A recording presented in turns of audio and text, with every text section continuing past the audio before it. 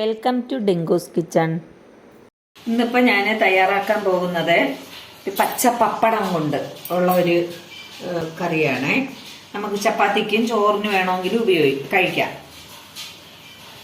അതിന് വേണ്ടുന്ന ഇത് ഞാനിപ്പോൾ ഒരു 6 മുട്ട എടുത്തിട്ടുണ്ട്.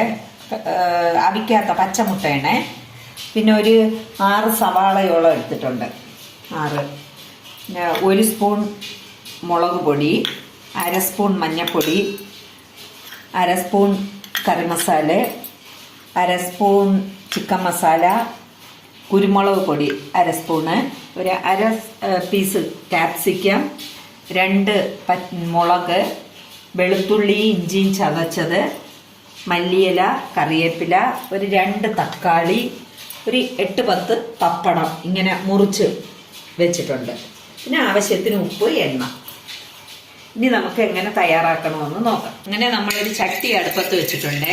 അടുപ്പത്ത് വെച്ച് നല്ല വെള്ളം വാർന്നു പോയ ശേഷം ഒരു 3-3.5 സ്പൂൺ അടുപ്പിച്ച് വെളിച്ചെണ്ണ ഇത്തിരി കൂടുതൽ ഒഴിക്കണം. കുറച്ച് ഉലുവ. ഇനി ഇതിലേക്ക് ലേശം കടുകിടാം.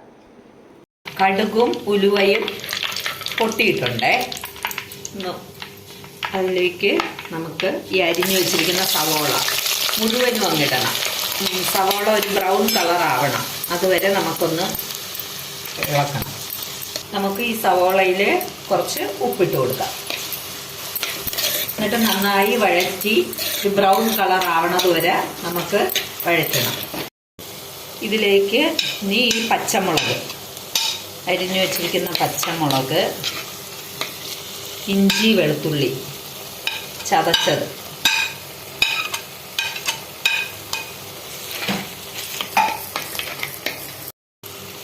കറിവേപ്പില. ഇനി നമ്മൾ ഇങ്ങനെ പീസാക്കിയത് ഇങ്ങനെ കട്ട് ചെയ്ത് വെച്ചിരിക്കുന്ന പപ്പടം ഇതിലേക്ക് ഇട്ട് കൊടുക്കും.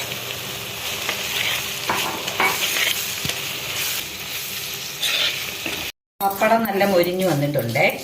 ഇതിലേക്ക് ഇനി എടുത്തു വച്ചിരിക്കുന്ന മഞ്ഞൾപ്പൊടി,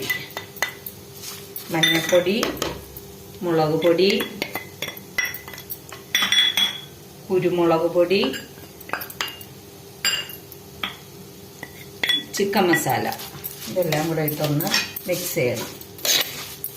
ഇതിലേക്ക് ക്യാപ്സിക്കം, അരിഞ്ഞു വെച്ചിരിക്കുന്ന ക്യാപ്സിക്കവും മല്ലിയിലയും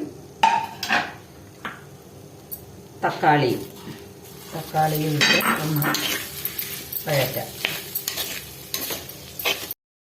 ഈ കറി മസാല കൂടെ ഇട്ട് ഒന്ന് ഇളക്കിയിട്ട് കുറച്ച് വെള്ളം ഒഴിച്ച് അടച്ച് കുറച്ച് നേരം തിളയ്ക്കാനായിട്ട് വെക്കാം.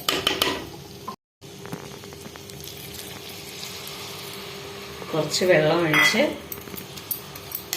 അടച്ചിട്ട് വേവിക്കാം. ഇനി നമുക്ക് ഇതൊന്ന് തുറന്ന് നോക്കാം.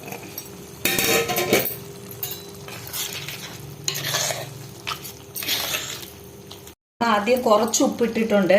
പപ്പടം ഇട്ടതുകൊണ്ട് പപ്പടത്തിൽ ഉപ്പുള്ളതാണ്. അപ്പോൾ അത് നോക്കിയ ശേഷം വേണമെങ്കിൽ ഉപ്പിട്ടാൽ മതിയേ. ഇതിലേക്കിനി നമ്മൾ മുട്ട പൊട്ടിച്ച് ഇങ്ങനെ ഒഴിക്കണം.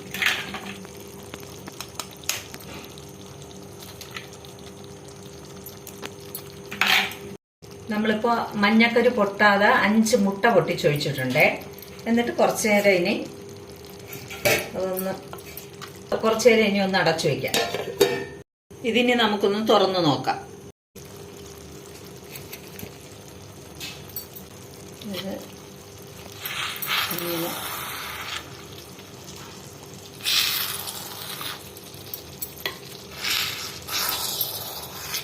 മറിച്ചിട്ടു.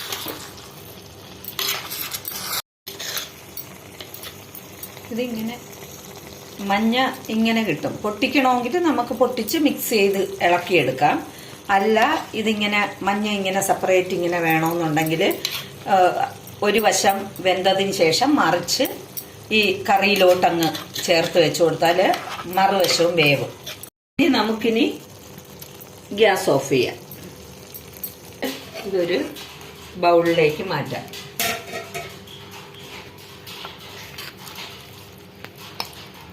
അപ്പോൾ നമ്മളിവിടെ പപ്പടവും മുട്ടയും കൊണ്ടൊരു നല്ലൊരു കറി റെഡിയാക്കിയിട്ടുണ്ടേ. ഇത് നമുക്ക് ചപ്പാത്തിയുടെ കൂടെയും ചോറിൻ്റെ കൂടെയൊക്കെ കഴിക്കാം. ഞാൻ ഇന്നിവിടെ ചപ്പാത്തിയുടെ കൂടെയാണ് കഴിക്കാൻ പോകുന്നത്. വീഡിയോ ഇഷ്ടപ്പെട്ടിട്ടുണ്ടെങ്കിൽ ലൈക്ക് ചെയ്യണം, ഷെയർ ചെയ്യണം, സബ്സ്ക്രൈബ് ചെയ്യണം. Okay, thank you.